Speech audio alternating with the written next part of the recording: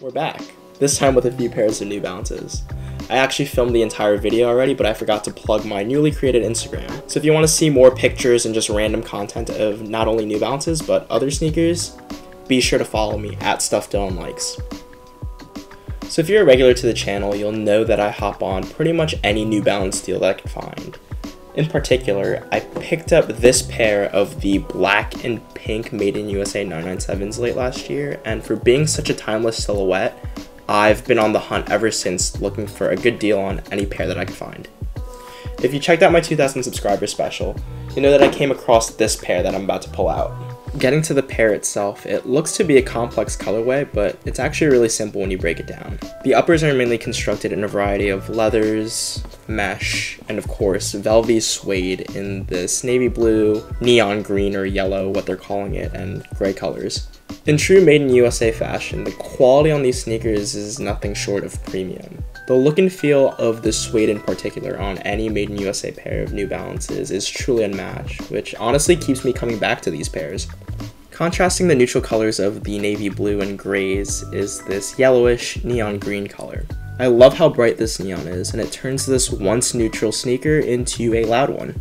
You wouldn't expect it, but the neon hits around the toe and the back heel are in a reflective material to mimic the New Balance branding in this gray, which is also a reflective material. White is another contrast color of the sneaker, and it can be found at the inner walls of the sneakers, the embroidery at the tongue, these white laces that are still factory laced, and of course the midsole. It's important to note that the 997 New Balance logoing here is in that same yellowish neon color. And while we're at the midsole, I figure it's a good time to just talk about the overall comfort. With any pair of 997s, it's pretty much guaranteed comfort, and it's through the end cap midsole cushioning. The formula for comfort hasn't changed since the 997's initial release in the 1990s, and it's for good reason. It's one of those things where if it's not broken, don't fix it. It's funny that I mention that because New Balance has a few hybrid models that they put out recently that is a spin-off on this Made in USA 997. Normally I go out and seek out sneakers with some sort of story behind them, but there just isn't one behind this specific pair. They're just a generally released 997 that came out in April of 2019. However, there's an interesting backstory to this specific pair that I have in my hand right now. You'd be surprised at how much information you could find at the label behind the tongue, and in looking at this one, it's unlike anything that I've seen before. On the tongue, it shows a size 9.5 and a Made in USA is normal. But it also says Q2 and 2019, along with this name Kyle P. And the Q2 2019 makes sense given the April 2019 release on these.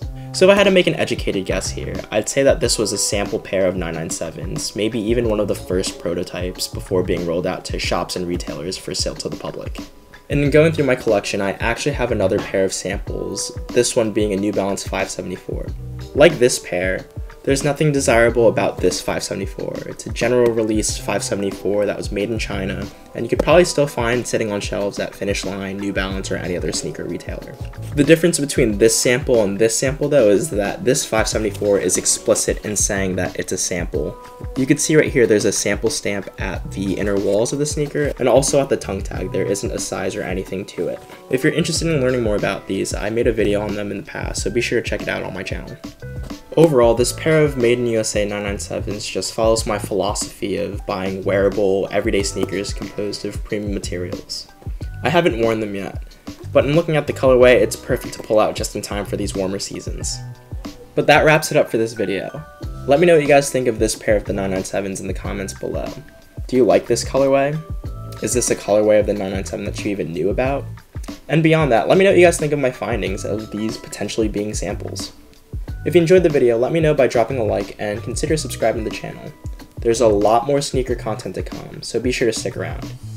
I'll catch you guys in the next one though. Thanks for watching.